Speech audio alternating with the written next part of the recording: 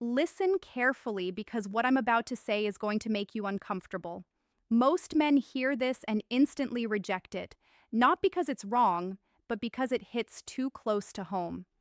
If you're watching this, there's a strong chance this isn't about some relationship. It's about your relationship right now. Here's the truth most men never stop to consider. While you're focused on staying composed, keeping control, and not getting too attached, something very different is happening on her side. She's already emotionally invested. She's already decided. She's already in deeper than you realize. And the dangerous part, you think that puts you in a safe position. It doesn't. Most men assume that being less emotional means having the upper hand. They think calm equals control. But psychology tells a very different story. When one person loves more than the other, an invisible imbalance forms. At first, it feels harmless, almost flattering. But that imbalance doesn't stay quiet. It builds pressure and eventually it reaches a breaking point. This is where relationships don't slowly fade, they snap. What makes this even more dangerous is that the signs are subtle. They don't look like red flags. In fact, most men misinterpret them as loyalty, affection, or emotional stability. One sign in particular, sign number 4, is almost always misunderstood. Men think it means one thing, but psychologically, it reveals something far deeper and far more destructive. In this video, I'm going to walk you through 7 psychological signs that prove she loves you more than you love her. These aren't opinions. They're rooted in behavioral science, attachment psychology, and real relationship dynamics happening right now. And if you're honest with yourself as we go through them, you may realize the cost of ignoring this is much higher than you ever expected. Before we break down the signs, you need to understand the real problem underneath all of this. Because without this context, everything you're about to hear will sound harmless. Emotional investment imbalance isn't loud. It doesn't announce itself. It hides behind normal behavior, routine conversations, and familiar dynamics. At its core, emotional imbalance happens when one person has psychologically committed more than the other. One person is emotionally anchored while the other still feels mobile. And here's the part most men miss. The person who cares less feels more powerful, but the person who cares more feels more pressure. That pressure doesn't disappear, it accumulates. In the early stages, this imbalance can feel good. You enjoy the attention, you enjoy being wanted, you enjoy knowing someone is more emotionally attached. But psychology shows that relationships can't sustain long-term asymmetry. Human beings are wired to seek emotional reciprocity. When it's missing, the nervous system stays on edge. The invested partner becomes hyper-aware. The less invested partner becomes comfortable. And that gap slowly reshapes the entire relationship. How conflicts are handled, how communication happens, and how secure each person feels. This isn't about blame, it's about awareness. Because once this imbalance forms, every small interaction starts carrying emotional weight for her and almost none for you. And that's where the real danger begins.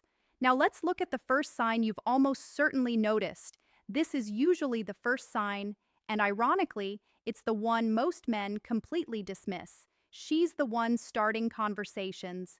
She sends the good morning texts, she checks in during the day, she reacts to your posts. She's the first to break silence when things go quiet, and it's not occasional, it's consistent. Most men shrug this off and say, that's just her personality, she's more communicative. But psychology doesn't work that way. When someone repeatedly takes responsibility for maintaining connection, it reveals where emotional investment truly sits. In behavioral psychology, this pattern is known as relational maintenance asymmetry. One person is doing the emotional labor to keep the bond alive, not because they enjoy effort, but because they're afraid of what happens if they stop. Silence feels dangerous to her. Distance feels like loss. You don't feel that urgency. You assume the connection will still be there. You don't worry that a few hours or even a day of quiet will change anything. That confidence doesn't come from strength, it comes from security. And here's the uncomfortable part. She knows this. On some level, she feels that if she stopped initiating, you might not notice, or worse, you might not care.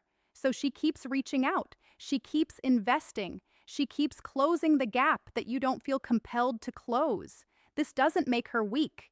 It makes her emotionally committed. But every time she initiates while you stay relaxed, the imbalance deepens. And that imbalance doesn't stay neutral. It slowly starts affecting how she feels about herself and the relationship. And this leads directly into sign number 2. When a woman begins to emotionally integrate you into her life, the connection moves beyond occasional interaction and into consistency. This is where attraction quietly deepens into something more meaningful. She starts sharing her daily experiences with you, not because she needs to, but because she wants you to be part of her world. She tells you about small moments, how her day went, something that annoyed her, a small win she felt proud of.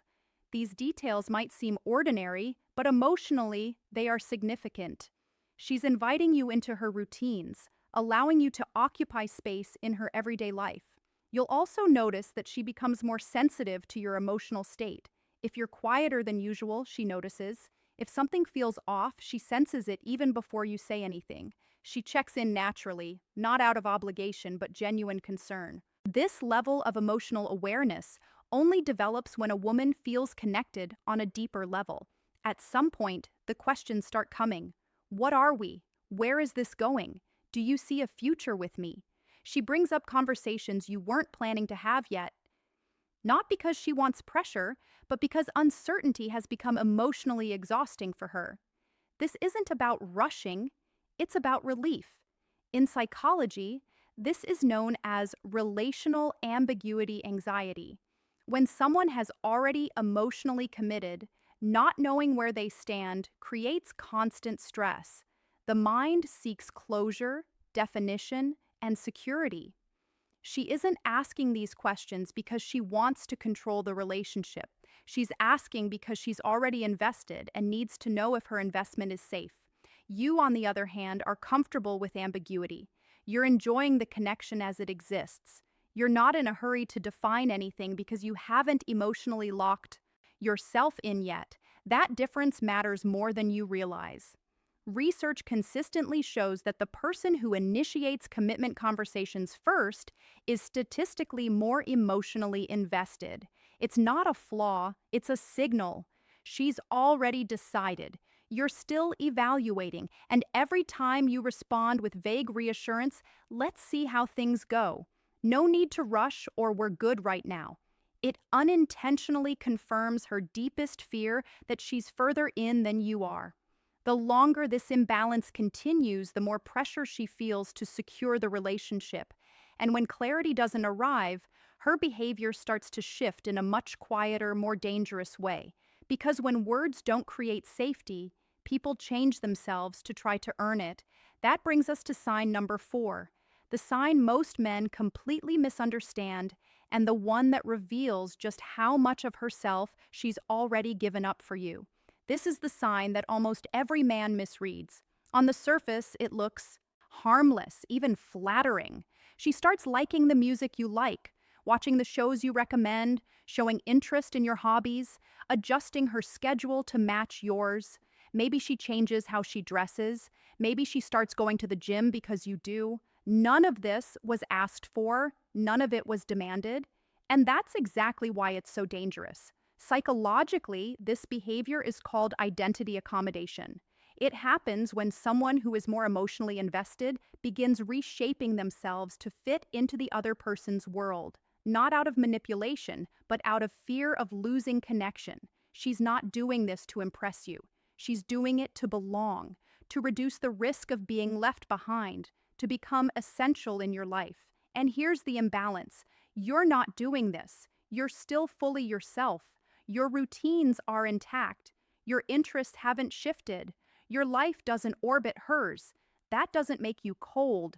It simply reveals where the emotional weight sits. Every adjustment she makes feels small in the moment, but over time, those compromises accumulate. She bends, she adapts, she accommodates, and each time a quiet resentment builds, not toward you, but toward herself. Because on some level, she knows she's the one changing while you remain unchanged. This is why sign number 4 is so important. It's not about shared interests, it's about self erosion. When someone starts shrinking parts of themselves to maintain connection, they are signaling deep emotional dependence, even if they never say it out loud. And when identity accommodation continues without balance, it leads directly to the next sign, one that exposes just how much she feels she has to lose. This is where the imbalance becomes visible in everyday moments. She pays close attention when other women come up in conversation. She notices names you mention casually. She asks follow-up questions that seem harmless on the surface, but carry emotional weight. Underneath, when you're out with friends, she wants details, not out of control, but out of concern.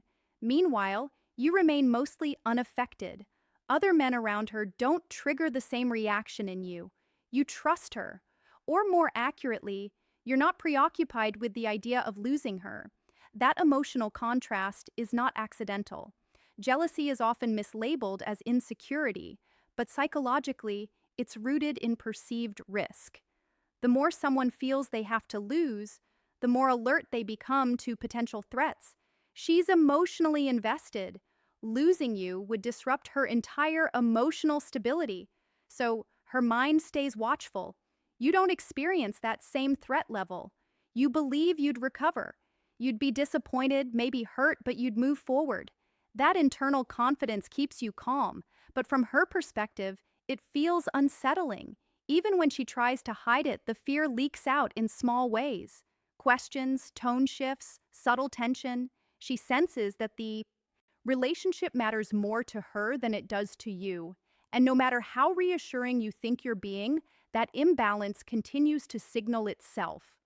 Over time, this constant vigilance exhausts her, and when emotional fatigue sets in, it shows up in one of the most revealing ways of all, how conflict is handled.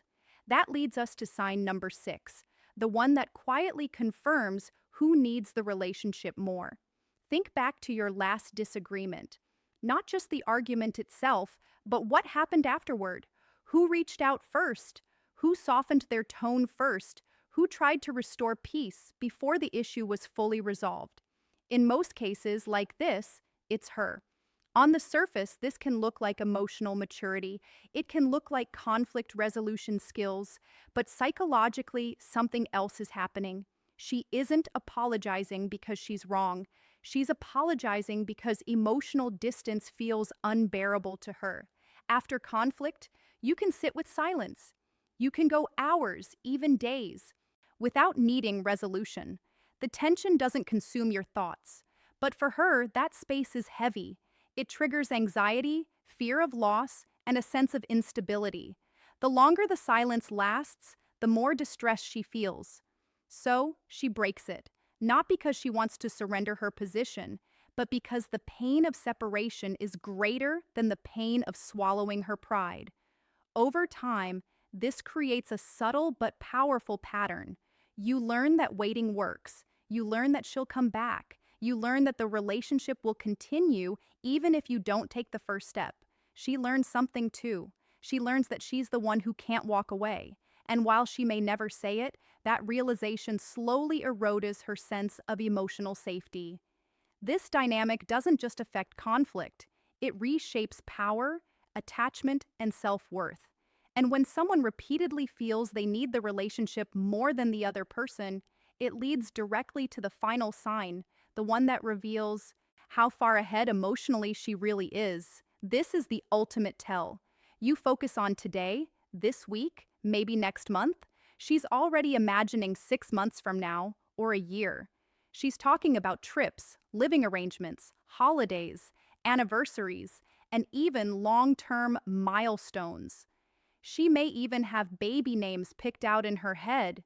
You're still living moment to moment, still enjoying the connection as it comes, still auditioning your options emotionally. This behavior isn't random, it's a reflection of emotional certainty. She's mentally committed. She's already decided her next steps. You haven't.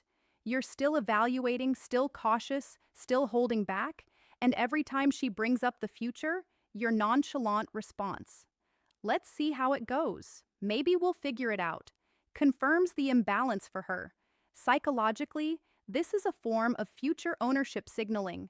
She's allocating her emotional energy toward a life she already sees with you in it. You haven't allocated yours toward her yet. That asymmetry may feel subtle, but it's felt constantly at a subconscious level. And here's the consequence. She carries the weight of expectation, hope, and emotional preparation. You carry freedom, choice, and calm. That gap between lived experience and imagined future slowly intensifies her emotional investment and her anxiety about whether you feel the same. This sign often goes unnoticed because men interpret her planning as excitement or enthusiasm, but in reality, it's proof. She's already in, and you're still deciding if you'll fully commit. That's the hidden imbalance shaping everything in the relationship, whether you realize it or